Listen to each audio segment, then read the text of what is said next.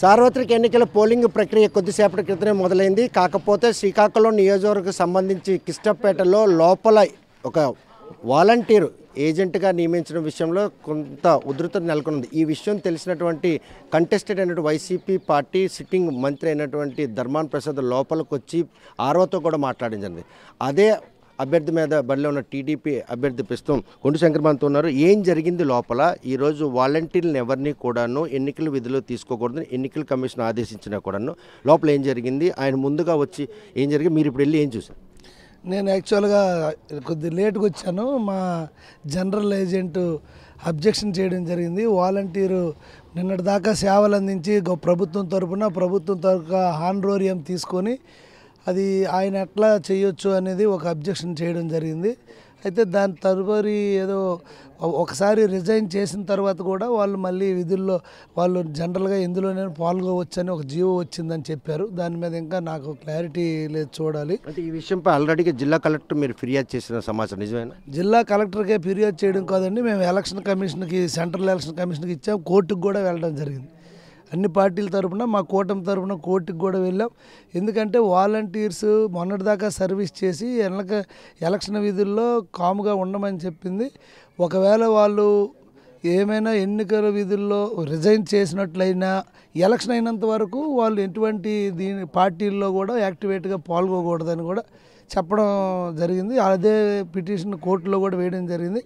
మరి ప్రస్తుతానికి ధర్మాన ప్రసాద్ వస్తూ ఎవరైతే రిజైన్ చేస్తారో రిజైన్ చేసినటువంటి వాలంటీర్లకు మాత్రం వారికి యాక్సెప్టెన్సీ ఉండదు. వారు సేవకులుగానే గుర్తించాం, కాకపోతే అపాయింట్మెంట్ లేదు కాబట్టి రిజైన్ చేసాం. రిజైన్ చేసిన వాళ్ళు ఎన్నికల విధులు పాల్గొచ్చు, దానికంటూ ఒక గైడ్ లైన్స్ వచ్చాయని చెప్పి కూడా ఆర్ఓ కూడా ఆయనకు సమాధానం ఇచ్చినట్టుంది లోపల. యాక్చువల్గా నాకు ఆ ఇష్యూ ఇప్పుడే తెలిసింది. నేను ఆయన వచ్చినట్టు కూడా తెలీదు. నేను ఇప్పుడే టెంపుల్కి వెళ్ళి ఆయన ఇప్పుడే వచ్చేసరికి మా వాళ్ళు చెప్పడం జరిగింది. ఇప్పుడు అది ప్రజలందరికీ తెలుసు. వాళ్ళతో గవర్నమెంట్ మొత్తం వాళ్ళే ఒక నాయకుల్లాగా, వాళ్ళే ఒక పెద్ద ఎమ్మెల్యేలాగా, వాళ్ళే సర్పంచుల్లాగా, వాళ్ళే స్థానిక సంస్థల ప్రతినిధుల్లాగా, అలాగే వాళ్ళే ఇక్కడ సెక్రటేరియట్ ఏదైతే గ్రామ సచివాలయ ఎంప్లాయీస్ లాగా మొత్తం వాళ్ళే అయ్యి ఉండి చేసి ఇప్పటి వరకు ఎలక్షన్ కమిషన్ వాళ్ళ స్తబ్దతగా ఉండమంది. మేమైతే వాలంటీర్ వ్యవస్థను రద్దు చేస్తామని చెప్పలేదు. 5,000 వాళ్ళకి 10,000 కూడా ఇస్తానని చెప్పారు. మెరుగైన ఇది కూడా ఇస్తానని చెప్పారు. మరి ఎందుకు వాళ్ళు అలా చేస్తున్నారో ప్రలోభాలకు గురి. మొదటిసారిగా ఎమ్మెల్యే అభ్యర్థిగా ఓటేశారు. ఆ ఓటేశారు ఎలా అనిపిస్తుంది? ఇప్పటి వరకు సర్పంచుల సమస్యలపైనే మీరు పోరాడుతూ వచ్చారు. ఈరోజు చాలామంది సర్పంచులకు ప్రతినిధి అయ్యారు. ఈ ఓటు ఈరోజు మీకు జీవితంలో గుర్తులేనటువంటి ఒక రోజుగా భావించవచ్చు. చాలా ఆనందంగా ఉంది. ఇది ఒక మంచి అవకాశం, నా పైన గురుతర బాధ్యత. ఈ బాధ్యతని నేను ముందుకు తీసుకెళ్తాను, ఇంకా ప్రజలకు సేవ చేయడానికి ముందుకెళ్తాను. నా యొక్క ఓటుని వినియోగించుకున్నాను. అలాగే ప్రతి ఒక్కరు కూడా, నియోజకవర్గ ప్రజలందరూ కూడా ఓటు వినియోగించుకొని ప్రజాస్వామ్య పరిరక్షణ దిశగా ముందుకు రావాలి. మీ యొక్క ఓటు అనే ఆయుధంతో న్యాయ నిర్ణేతలుగా ముందుకొచ్చి మన రాజ్యాంగాన్ని, చట్టాలని మనం కాపాడుకోవాలి.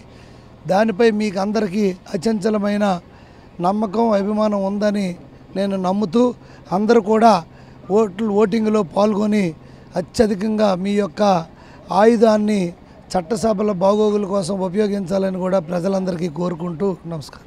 చూస్తే కనుక ప్రస్తుతం కిష్టపేటలో లోపల ఎవరైతే ఇప్పటి వరకు వాలంటీర్గా పనిచేశారో ఆయన జనరల్ ఏజెంట్గా నియమించడం జరిగింది.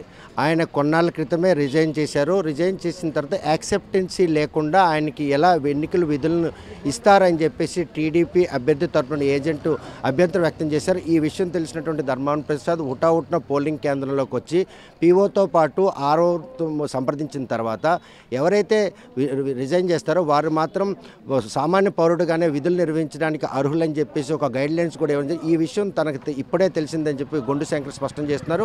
ఈ విషయంలో ఎటువంటి పోరాటకైనా సరే ఇప్పటికే న్యాయస్థానంలో ఈ విషయాన్ని ఫిర్యాదు చేసాం. ఎన్నికల కమిషన్ కూడా ఈ విషయాన్ని తెలియజేయడం జరిగింది.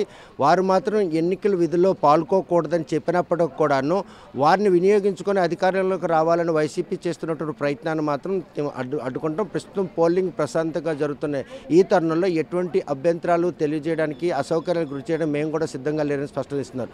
తొలిసారిగా ఎమ్మెల్యే అభ్యర్థిగా పోటీ చేస్తున్నారు. ఆయన ఓటు హక్కును వినియోగించడంతో పాటు ప్రతి ఒక్క ఓటర్ కూడా తమ ఓటుతో అసలైన నేతని ఎన్నుకునే అవకాశం వచ్చింది. ఆ అవకాశాన్ని సద్వినియోగం చేసే ఓటర్లు మాత్రం పిలుపునిచ్చారు. వీడియో జర్నలిస్ట్ రామకృష్ణతో సత్యం, RTV శ్రీకాకుళం. మరిన్ని వీడియోస్ కోసం ఛానల్ ని సబ్స్క్రైబ్ చేయండి, లేటెస్ట్ అప్డేట్స్ కోసం వాట్సాప్ ఛానల్ ని ఫాలో చేయండి అండ్ లింక్ డిస్క్రిప్షన్ లో ఉంది.